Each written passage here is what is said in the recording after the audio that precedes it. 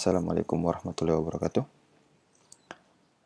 Perkenalkan, nama saya Muhammad Syukur Ranggawana, Stambuk S1 S11850. Di sini saya akan menjelaskan sedikit tentang rumus Riemann sums dan definite integral. Baik, Riemann sums di sini terinspirasi dari nama penemunya, yang dimana penemunya adalah Bernhard Riemann. Jadi Bernhard Riemann ini adalah seorang matematikawan dan fisikawan asal Jerman yang menciptakan rumus Riemann sums ini untuk mencari nilai dari sebuah bentuk tertentu.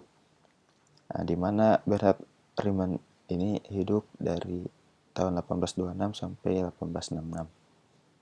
Cukup singkat. Selanjutnya itu bisa kita lihat, ini adalah grafik method of Riemann sums, di mana fungsinya itu y sama dengan f kali x. Dari metode ini yang akan dihitung adalah ini, area A nih, dari area A, dari batas A sampai B dengan fungsi y sama dengan f kali x.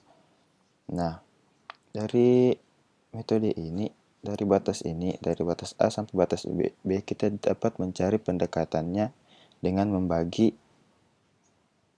menjadi beberapa partisi atau beberapa bagian, seperti ini untuk step satunya.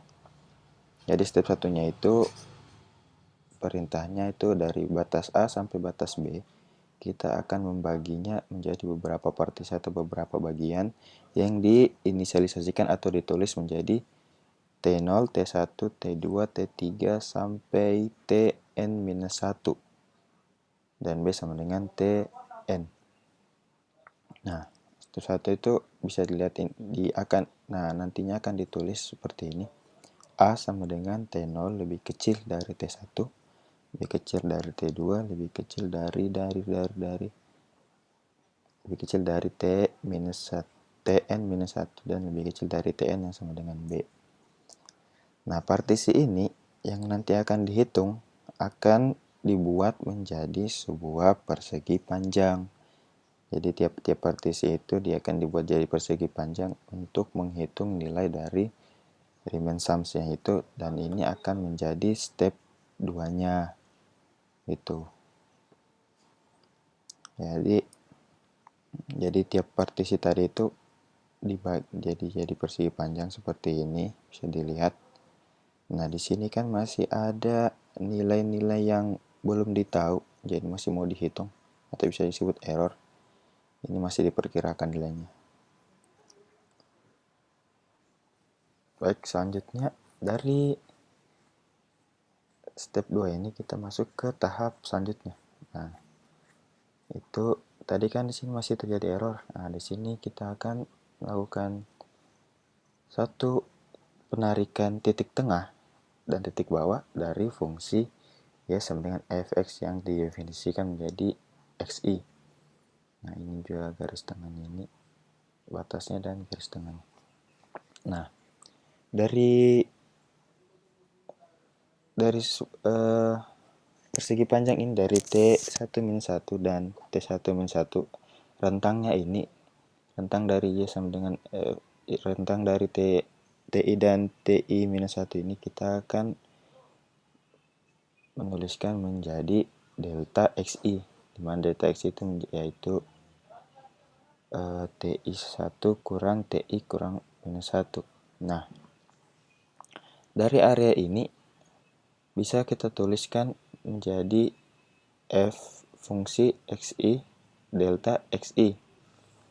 Nah, di mana rumus ini yang akan kita gunakan untuk menghitung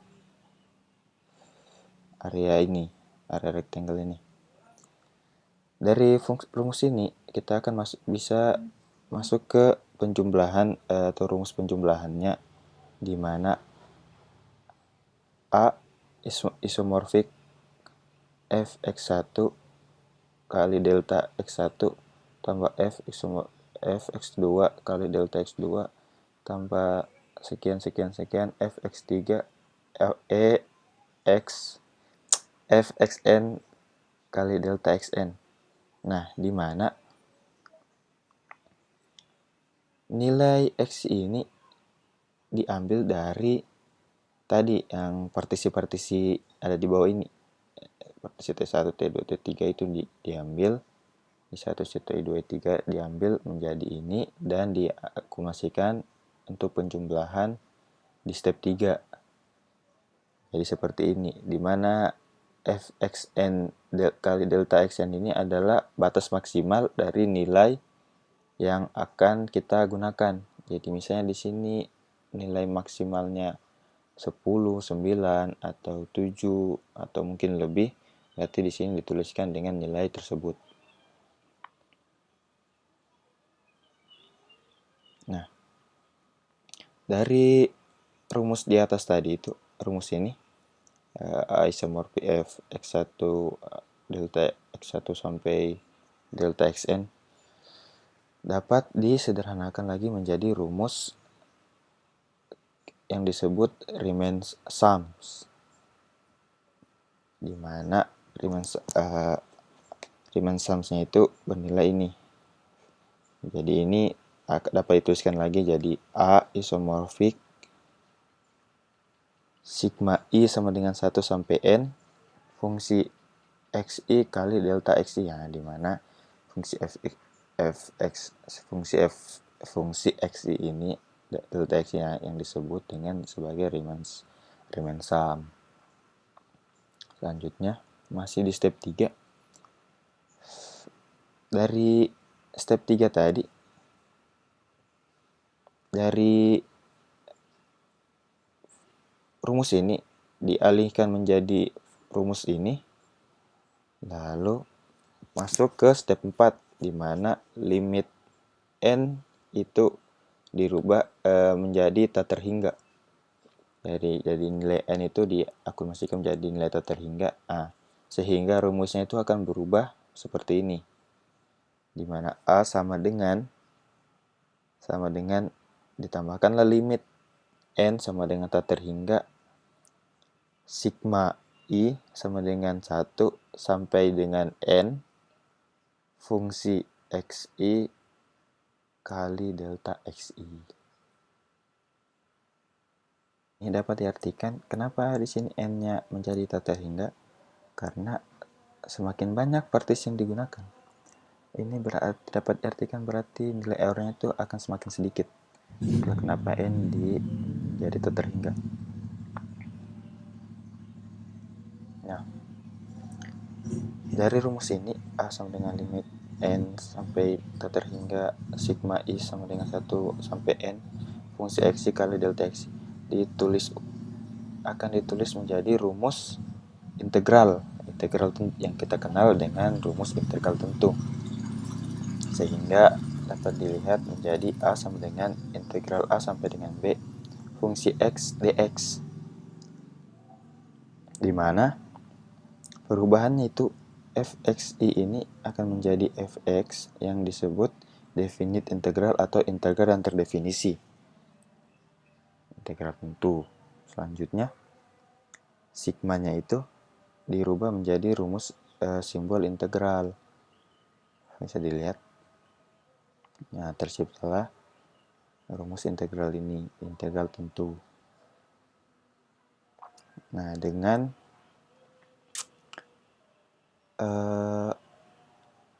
Fx dx itu menjadi infiniting, ya, dimana ini adalah sebuah luas arsiran dari persegi-persegi panjang yang kita tulis, yang kita jelaskan sebelumnya di slide-slide sebelumnya.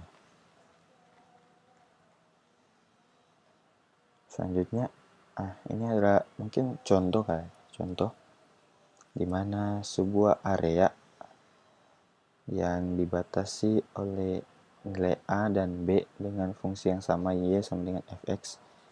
Tapi di sini ada sebuah arsiran tengah atau garis tengahnya, itu garis X. Seperti ini. Jadi ini X-nya itu garis tengah dari area dari batas A sampai batas B, di mana garis tengahnya ini yang akan kita hitung dengan rumus tadi fx dx. Nah, ini disebut ini infinitesimal area. Nah, jadi arsirannya ini akan kita hitung dengan menggunakan rumus integral tadi. Next. Nah, di mana sigma f xi kali delta x dan integral a sampai b fungsi x kali dx itu, di mana sigma f x ini disebut yang disebut Riemann sum. Nah, sedangkan integral ini disebut yang fx dx ini disebut Riemann integral untuk menghitung nilai-nilai tersebut. Nah, selanjutnya masuk ke teoremanya. Nah, teorema jika y sama dengan fx dengan kontinu untuk a lebih kecil sama dengan x lebih kecil sama dengan b, maka bisa dituliskan integral a sampai b fungsi x fx fungsi x dx sama dengan limit n sampai dengan n sampai tak terhingga delta i sama dengan 1 sampai n fungsi xi kali delta xi. Nah, di mana untuk mencari nilai tetapnya atau nilai agar bisa menghitungnya hingga didapatkanlah delta x-nya itu dialihfungsikan menjadi 0 atau delta x sampai 0 agar kesempatan errornya itu semakin sedikit karena ini mendekati 0 begitu. Nah, dari rumus ini bisa didefinisikan jika dibagi-bagi dx ini dapat disebut sebagai diferensial, fx ini disebut integral, dan lambang integral ini disebut sebagai terminal. Nah, baik, di sini ada contoh unit circle atau bagian dari sebuah lingkaran di mana rumus itu x pangkat 2 tambah y pangkat 2 sama dengan 1. Bisa dilihat pada gambar ini adalah kurva untuk example-nya atau grafiknya dengan fungsinya itu y sama dengan akar 1 kurang x pangkat 2. Nah, untuk yang akan kita cari di soal ini itu area yang berwarna hijau dengan menggunakan rumus integral 0 sampai 1 akar 1 kurang x2 dari sini. Terus dx sama dengan pi 1 pangkat 2 per 4. Nah, kenapa di sini ada pi 1 pangkat 2? Di rumus lingkaran kan pi r kuadrat. Nah, kenapa dibagi 4? Ini kan lingkaran. Tapi ini lingkarannya ini dibagi 4 kan. Ini 1/4 lingkaran nih, misalnya. Selanjutnya, nah, didapatlah hasil dari rumus integral tadi dimasukkan ke dalam rumus lingkaran, dapatlah pi per 4 dengan nilai 0,785 sekian sekian sekian. Nah, dari nilai pi per 4 tadi kita hitung lagi menggunakan Riemann sums.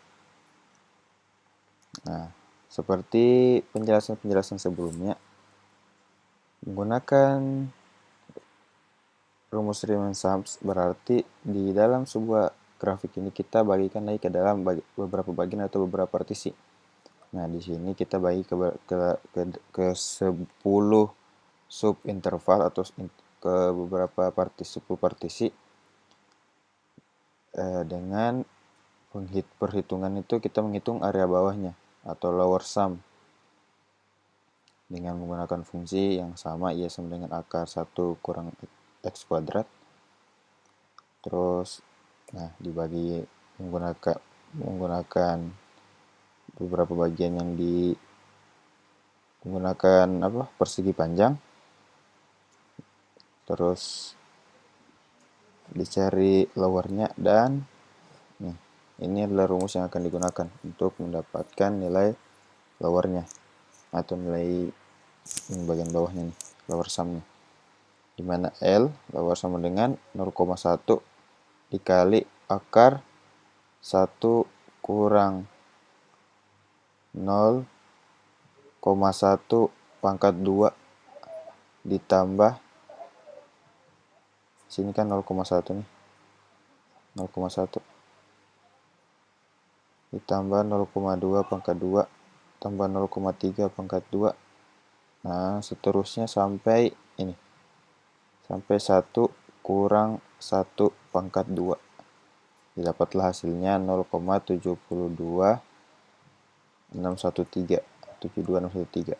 Nah, ini hasil lower sum-nya. Setelah kita dapat hasil lower sum-nya atau nilai lower sum-nya, selanjutnya kita hitung arsiran atau area upper sum-nya. Nah, ini upper sum-nya dengan simbol U. Kita masih menggunakan 10 sub interval atau 10 partisi. Selanjutnya, untuk menghitung nilai upper sum, kita juga bisa menggunakan rumus yang sama seperti tadi. 0,1 terus di 1 kurang 0,02 dan seterusnya sampai 1,0,9. Dan ini upper ya, tidak beda. Didapatlah hasilnya 0,82613.